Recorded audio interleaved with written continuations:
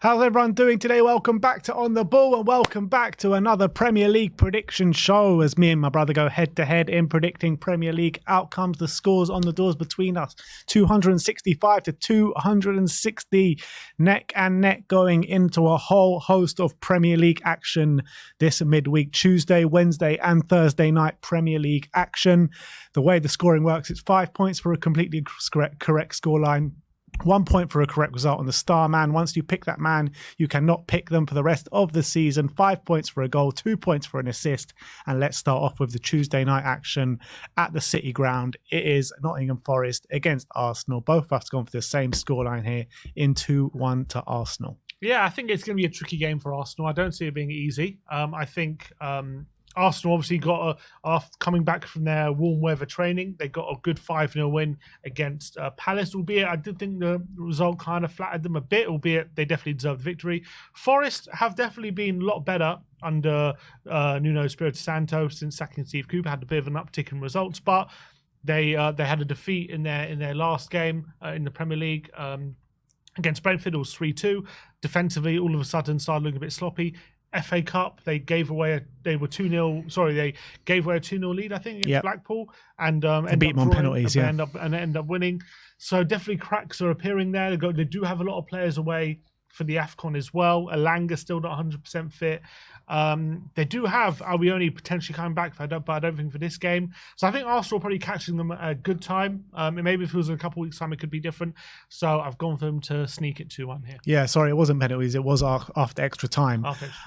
But yeah, I think that Nottingham Forest have had a few dodgy results in the Cup. Not only that, but they drew 0-0 to Bristol as well on the weekend, which was fairly dodged by their standards. So I think that, I think it'll be a hard game for Arsenal, but I think they've just got enough quality just to get over the line. I think individual quality will probably come through in this game, and Arsenal will just about get away with the 3 points in a very tight game, in my opinion. So both of us gone for 2-1 to Arsenal. We move on to Craven Cottage, Fulham against Everton. Sim has gone for 1-0 to Everton. Yeah, and I think Everton away from home are still pretty good. I know lately haven't been doing too well, and they did lose at home in the cup to Luton, didn't they? Very, very disappointing defeat. But I do think Fulham at Craven Cottage, I just look at their front line still. I'm still not convinced by it. I know they've been playing a bit better recently, but the results have turned yet again for Fulham. They've lost 4 of their last 5 at home.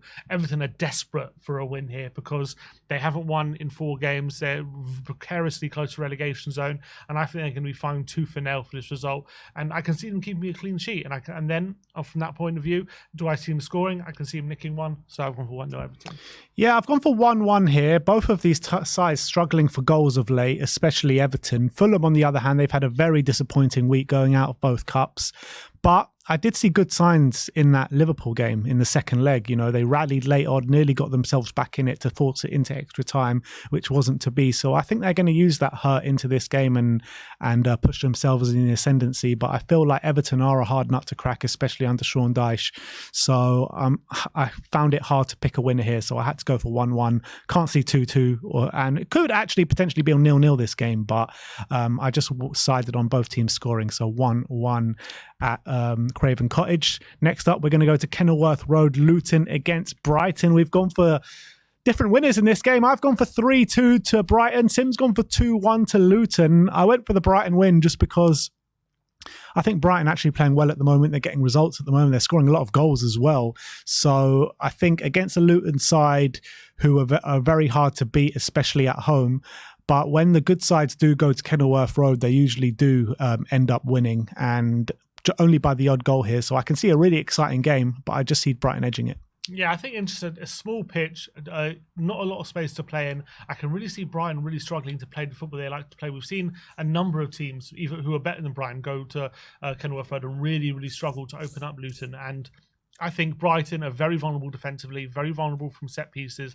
I can really see Luton putting the pressure on in those kind of situations. Obviously, I expect Brighton to dominate the ball, and I expect them to create maybe more chances, but Actually, looking at looking at Luton's home record, they're really, really solid at home. They're very, very difficult to beat and break them down. And I just think if Luton get a couple of moments from set pieces where they can score, I can see Brighton getting really frustrated going the other way. And I know they actually are turning up the form. And João Pedro's in good form at the moment, but I feel like in this game it won't be enough. So I've gone for 2-1 to Luton. Yeah, it's an interesting one though, isn't it? It's going to be a really good game of football. It really is. But we're going to move on to Crystal Palace against Sheffield United. Sim's gone for 1-1. I've actually gone for 2-1 to Crystal Palace. Elise is back in the team. Eze is obviously there as well. So I feel like that quality is going to shine through in this game, and they will just about get the result against a spirited Sheffield United.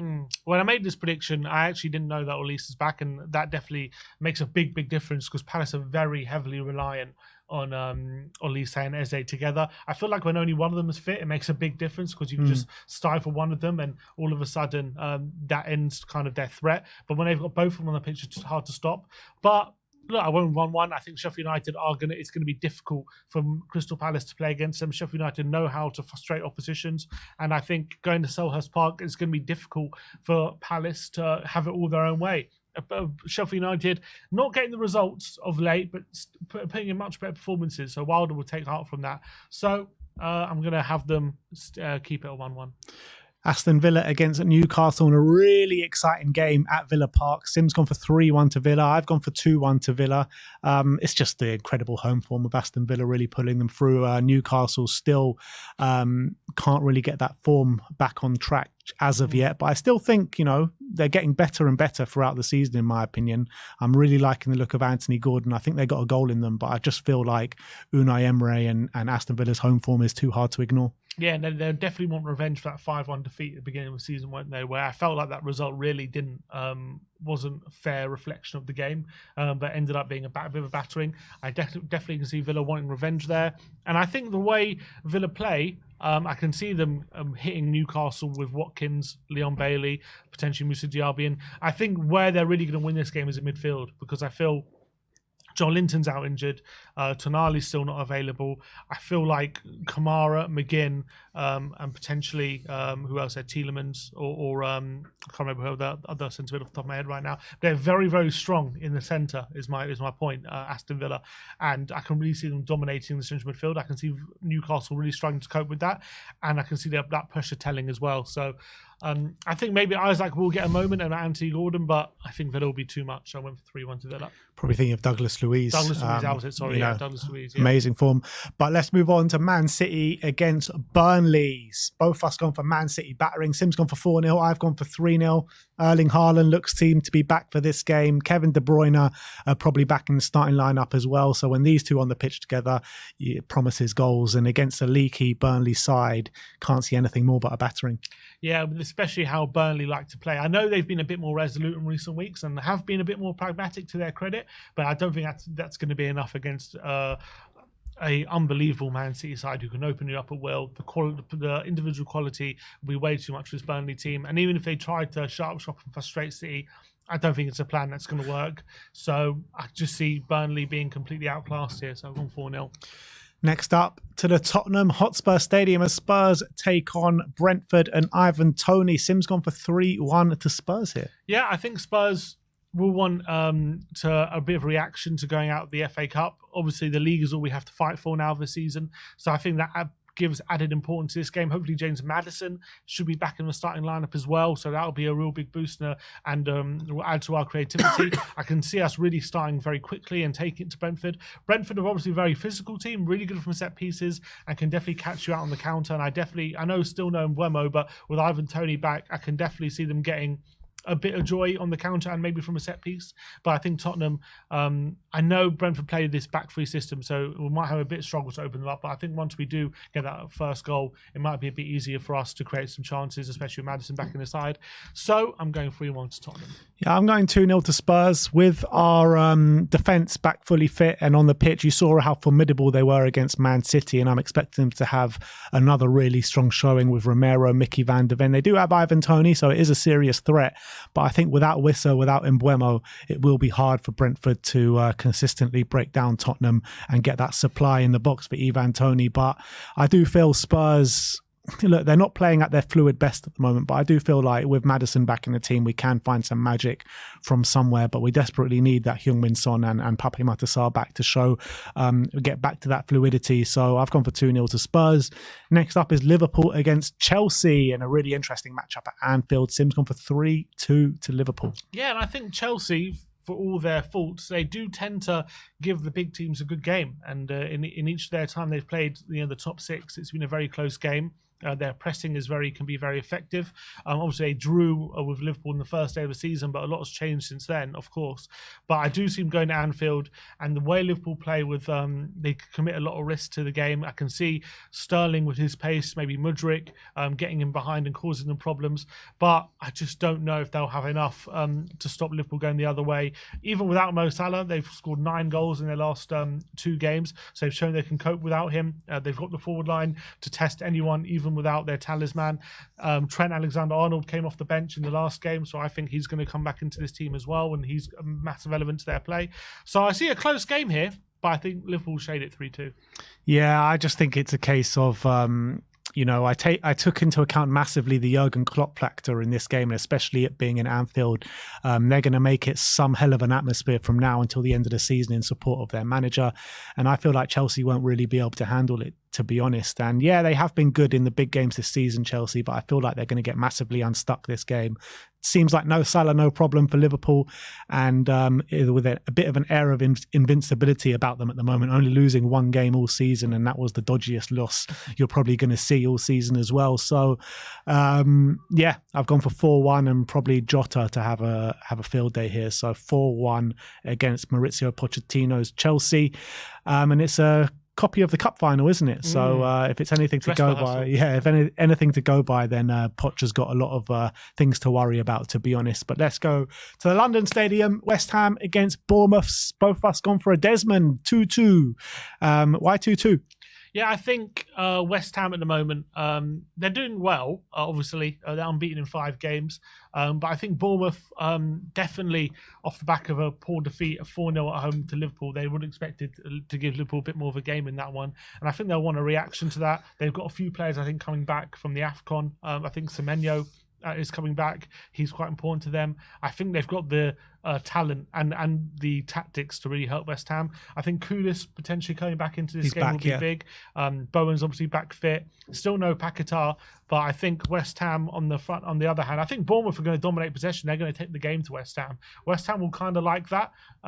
Without Paquetá, it's a bit of it's. They're missing a bit of quality there, but I think Kudus and Bowen will have enough to hurt them on the going back the other way. But I do expect Bournemouth to dominate and create chances here as well. So, given that West Ham are at home, I tend to be a bit more open, which will leave Bournemouth to create some opportunities potentially.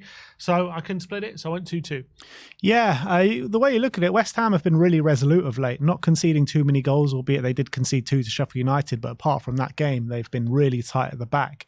With the likes of Kudus coming back in, I really feel that they can hurt Bournemouth in the transition with Kudus and Bowen. But Bournemouth got the tools to hurt West Ham as well. They've shown it time and time again this season since that turn of form for Bournemouth. But, you look at Bournemouth's last 2 games, a battering against Liverpool, a defeat to Tottenham as well, both in the league. So I think they want to get back to winning ways, but I just can't see them winning this game. I can see the difference being split in a controlling game for Bournemouth, but West Ham really hurting Bournemouth on the transition. So I've gone for 2-2 here. And then we finish off at Molineux.